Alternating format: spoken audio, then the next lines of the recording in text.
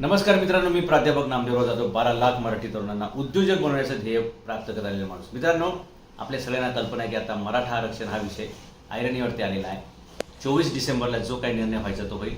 आपल्याला आरक्षण मिळालं पाहिजे, यासाठी 58 मोर्चे, मूक मोर्चे, बरंच काय झालेलं आहे. मित्रांनो, मूळ मुद्दा असा आहे की आरक्षण कशासाठी हवं असतं, आरक्षणाची गरज काय. राजर्षी शाहू महाराजांनी आरक्षण दिलं त्यावेळी त्यांचा दृष्टिकोन काय होता.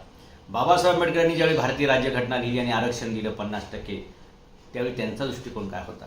आणि आज आमच्या देशामध्ये, आमच्या राज्यामध्ये काय चाललंय, हा गंभीर प्रश्न आहे. आणि म्हणून आज मी या विषयावरती जो आपली संवाद साधतो त्याला कारण असं की मला गेल्या आठवड्यामध्ये सारथी या संस्थेच्या माध्यमातून शिकणाऱ्या, फेलोशिप घेणाऱ्या, शिष्यवृत्ती घेणाऱ्या विद्यार्थ्यांचं मला फोन आले की सर, आम्ही मुख्यमंत्र्यांना निवेदन दिली, आमदारांना दिली, खासदारांना दिली, कलेक्टरांना दिली, पण कुणीही या सारथीच्या विद्यार्थ्यांची बाजू ऐकायला तयार नाही.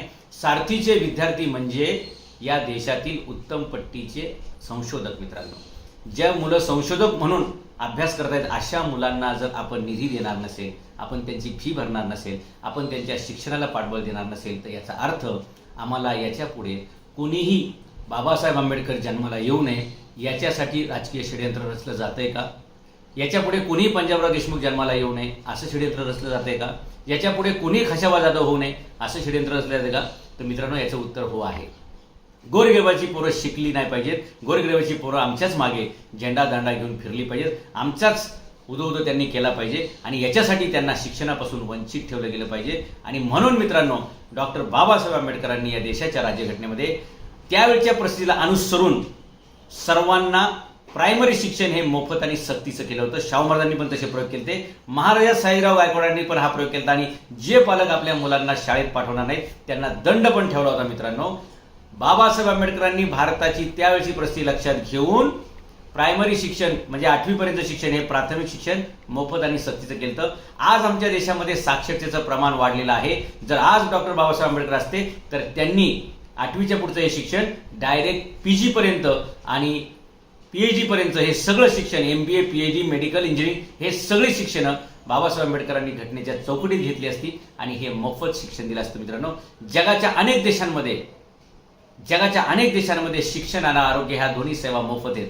त्या नॉर्थ कोरियाच्या किंग जोमला कोणी काही म्हणो, पण त्यांनी त्याच्या देशामध्ये मित्रांनो शाळा फुकट ठेवल्यात, दवाखाने फुकट ठेवलेत आणि घरं सुद्धा तो नागरिकांना मित्रांनो तो मोफत देतो. फक्त त्या घरांचं लाईट बिल आणि भाडं तेवढं तो घेत असतो, पण सगळ्या नागरिकांना. म्हणून तर तो हुकुमशाही लोक त्याला म्हणत असले तरी पण त्याच्या देशातले लोक त्याच्या सोबत का येतं आणि तो देश प्रगती का करतोय. आज अमेरिकेला सुद्धा टक्कर देण्याची ताकद या नॉर्थ कोरियामध्ये कशामुळे, तर त्यांचा राजा किंवा त्यांचा जो शासक आहे तो त्या जनतेची काळजी घेतो. जगाच्या दृष्टिकोनातून तो काय असेल, पण तिथल्या नागरिकांना शाळा, कॉलेजेस, दवाखाने आणि घरं हे सगळं तो फ्रीमध्ये देतोय.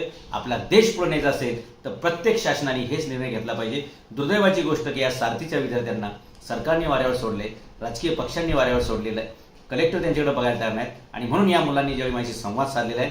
मित्रांनो, आता या मुलांचा प्रश्नासाठी मला याच्यामध्ये उडी घ्यावी लागेल, कारण मी सुद्धा एक अभ्यासक माणूस आहे, मी पण एक संशोधक आहे आणि काय परिस्थितीतून गेल्यानंतर माणसाचं काय नुकसान होतं हे मला जवळ माहिती आहे. आणि एवढे उच्च विद्याभूषित पोरं जर आपण त्यांना मदत करणार नसेल तर लक्षात घ्या, आपल्या देशाची परिस्थिती अत्यंत भयानक होईल. आपल्या देशाचा तालिबान करायचा आहे का आपल्या देशाचं एक आलिशान देशामध्ये रूपांतर करायचंय, याचा निर्णय आपल्याला घ्यावा लागेल. जर ही गुणवत्तावान पोरांना आपण मदत करू शकलो नाही मित्रांनो, ही मुलं जर शिक्षणापासून वंचित राहील तर उद्याचे अतिरेकी, उद्याचे कायदा आणि सुव्यवस्थेचे जे प्रश्न तयार होतील याला जबाबदार शासन राहील. म्हणून या होतकरू मुलांच्या पाठीशी सरकारने मायबाप म्हणून पाठी उभं राहिलं पाहिजे. जसं शाहू महाराज बाबासाहेबांच्या मागे उभे राहिले, जसं सयाजीराव अनेक लोकांच्या मागे उभे राहिले, पंजाबराव देशमुखांनी जसं त्यांच्या शिक्षणाचा उपयोग करून या देशाला पुढे जाण्यासाठी शेतीमध्ये खूप क्रांती केल्या, तशा अनेक क्रांती या संशोधक मुलांच्या हातून घडत असतात. आणि म्हणून या मुलांना पाठबळ देणं ही शासनाची आणि समाजाची आवश्यकता आहे आणि शासनाने यांच्या पाठीशी उभं राहिलं पाहिजे. आता बाकीच्या काही जातीच्या समाजाच्या जी काही मंडळ आहेत, बार्टी आहे, इतर आहे, यांनाही सरकारने अनुदान दिलेलं आहे मित्रांनो आणि हे सर्वच समाजाला दिलं पाहिजे. मित्रांनो, आपण आरक्षण हा विषय हाताळताना एक लक्षात घेतलं पाहिजे की आरक्षणाच्या बाबतीत बाबासाहेब आंबेडकरांचा दृष्टिकोन संविधान लिहितानाचा हा कायम आपल्या डोळ्यासमोर असला पाहिजे. माणूस कोणत्याही जातीचा असो, गुणवत्तेला स्थान मिळालं पाहिजे आणि गुणवत्ता असणाऱ्या, बुद्धिमत्ता असणाऱ्या प्रत्येकाला संधी, याचंच तर नाव आरक्षण आहे. 50% याच्यासाठी ठेवलेले की ज्या ठिकाणी आमची मुलं प्रस्थापितांमुळे, जातीमुळे किंवा इतर काही अडचणींमुळे ज्या ठिकाणी आमच्या मुलांना संधी मिळणार नाही त्या संधी या मुलांना मिळाव्यात म्हणून आरक्षण दिलं गेलेलं आहे मित्रांनो. आणि हे आरक्षण खालपर्यंत झिरपलेलं नाही. प्रस्थापितांनीच पुन्हा पुन्हा तेच लोकांनी आरक्षण घेतलेलं आहे. त्यामुळे ज्या शेवटच्या घटकापर्यंत आरक्षण पोहोचायला पाहिजे ते या लोकांनी पोहोचून दिलेलं नाही. आरक्षण हे सामाजिक विषय असताना राजकारणी लोकांनी त्याचं राजकारण केलं आणि हा राजकीय विषय झाला. आणि आता मग समाजामध्ये भेदभाव निर्माण व्हायला लागले आणि आता नव्या प्रकारची एक चातुर्वर्ण्य व्यवस्था, नव्या प्रकारची जाती व्यवस्था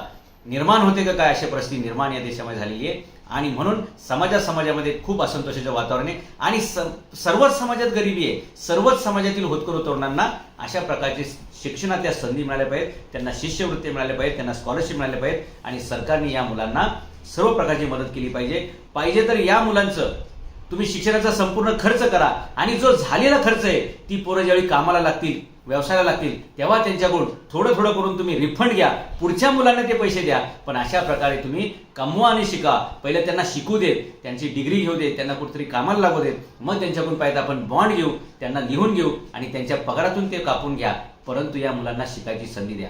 शिक्षण नसेल तर कोणताही समाज पुढे जाऊ शकत नाही, शिक्षण नसेल तर कोणताही देश पुढे जाऊ शकत नाही मित्रांनो. आणि म्हणून ह्या मुलांना शिक्षण मिळालं पाहिजे. सरकार एकच स्टँड घेईल की आमच्याकडे पैसे नाहीत. मित्रांनो, माझ्या सरकारला एवढीच विनंती आहे, तुमच्याकडे पैसे नसतील तुम्ही तात्पुरतं त्यांना कर्ज द्या, पण ते कर्ज त्यांना आता भरण्यासाठी नाही, तुम्ही त्यांची डायरेक्ट फी भरा आणि जेवढी तुम्ही फी भरतात ते मुलं संशोधन झाल्यानंतर ती मुलं पैसे परत देतील हा मी तुम्हाला शब्द देतो. पण शिकण्याच्या संधीपासून त्यांना वंचित करू नका. शेतकऱ्याची, गोरगरिबाची, मजुराची, हमालाची, कष्ट करायची मुलं शिकली तर हा देश पुढे जाणार आहे आणि तरच या स्वातंत्र्याला काहीतरी अर्थ राहणार आहे. अन्यथा आपण मग ब्रिटिशांपेक्षा म्हणजे आपल्यापेक्षा ब्रिटिशांची परिस्थिती चांगली होती.